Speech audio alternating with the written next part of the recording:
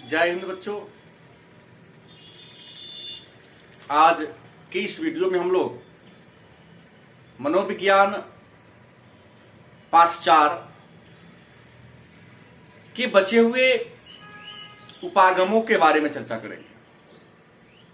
पाठ 4 जिसका नाम है व्यक्तित्व के अध्ययन के प्रमुख उपागम, मतलब व्यक्ति के बारे में जानकारी प्राप्त करने के जो सिद्धांत है, जो तरीके हैं, उसी के बारे में पाठ 4 में पढ़ना था। मानव के अध्ययन के कई उपागमों के बारे में चर्चा हमने पिछले वीडियो में किया था। इस वीडियो में हम लोग मानव के अध्ययन के नव फ्रायडवादी उपागम, व्यवहारवादी उपागम, सांस्कृतिक उपागम और मानवतावादी उपागम के बारे में चर्चा करेंगे। तो सबसे पहले हम लोग चर्चा करेंगे नव फ्रायडवादी उपागम। नव फ्रायडवादी उपागम जिसे हम पश्च फ्रायडवादी उपागम के नाम से भी जानते हैं। आपको बता दें, फ्रायड, सिगमंड फ्रायड के शिष्यों के द्वारा या सिगमंड फ्रायड के सिद्धांत के बाद सिगमंड फ्रायड के शिष्यों के द्वारा, उनके अनुयायियों के द्वारा मानव के व्यवहार को जानने के लिए जिस सिद्धांत का प्रतिपादन किया गया, उस सिद्धांत को हम नव फ्रायडवादी उपागम या पश्च फ्रायडवादी उपागम के नाम से जानते हैं।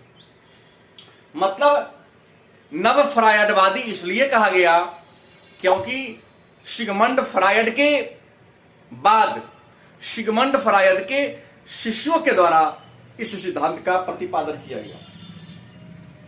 प्रमुख नव फ्रायडवादी मनोवैज्ञानिक इस प्रकार है। नंबर 1 में कैरेन हार्नी, जो एक नव फ्रायडवादी मनोवैज्ञानिक है।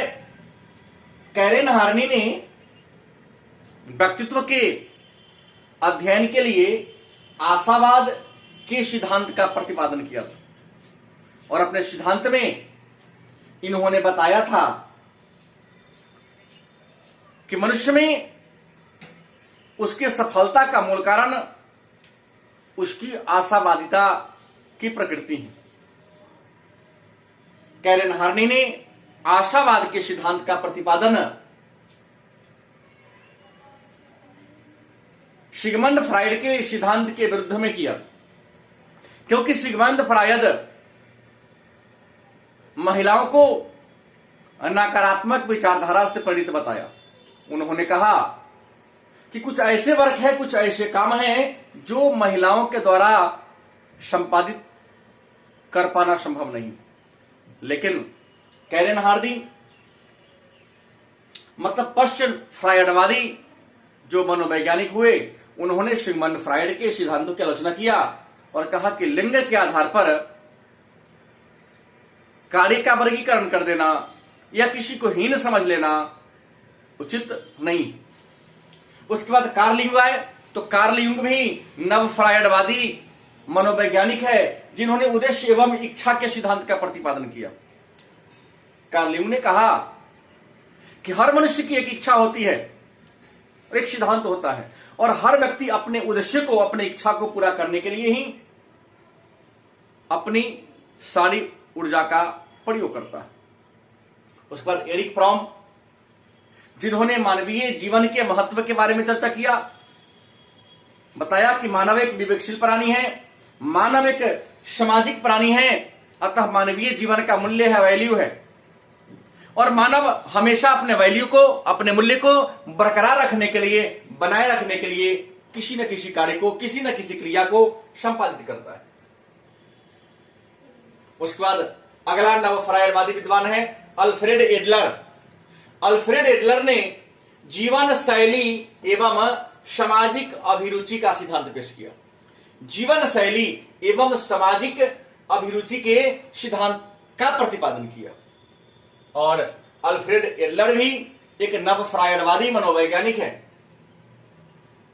इन्होंने कहा कि हर व्यक्ति का जो जीवन शैली होता है वह जीवन शैली सामाजिक अभिरुचियों के अनुसार, सामाजिक मान्यताओं के अनुसार होता है।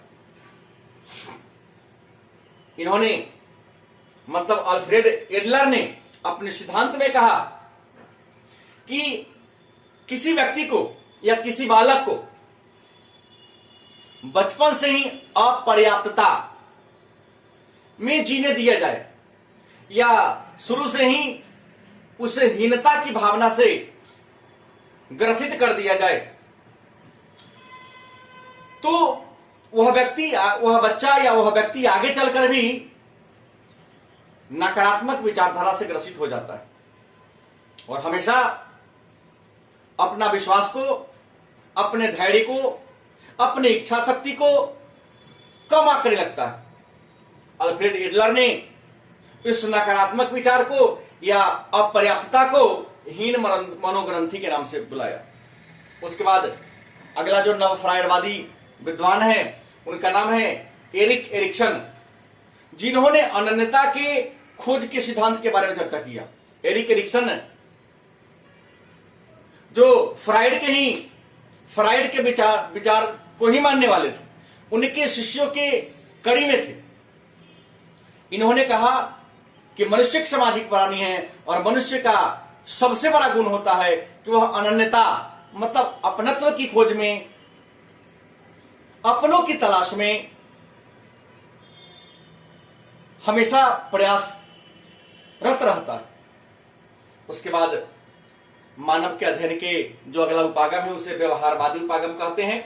व्यवहारवादी उपागम व्यक्तित्व की संरचनात्मक इकाई अनुक्रिया है। इन्होंने कहा कि व्यक्ति की जो संरचना है, व्यक्ति के जो विचार होते हैं वह वंशानुक्रम और पर्यावरण के द्वारा निर्धारित होती है।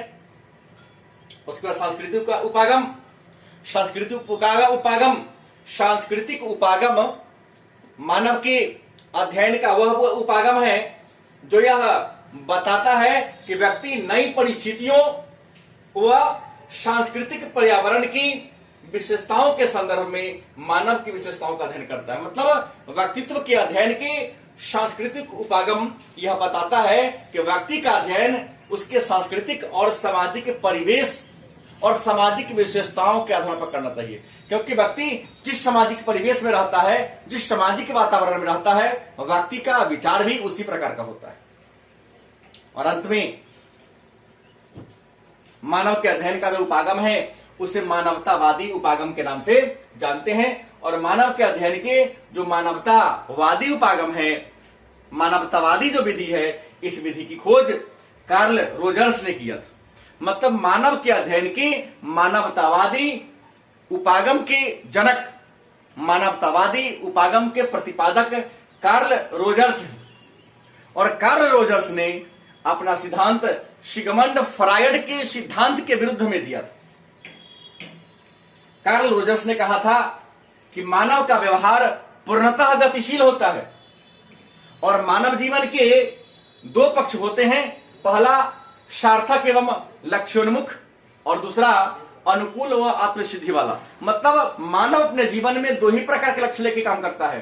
पहला सार्थक, मतलब जीने का कोई लक्ष्य होना चाहिए, और जब जीने का कोई लक्ष्य होगा तो व्यक्ति हमेशा अपने लक्ष्य को पूरा करने के लिए ही काम करता है। और दूसरा अनुकूल, हर व्यक्ति में यह गुण होता है कि जिस पर्यावरण में, जिस परिवेश में रहता है, उस परिवेश को अपने अनुकूल बनाने का प्रयास अवश्य करता है।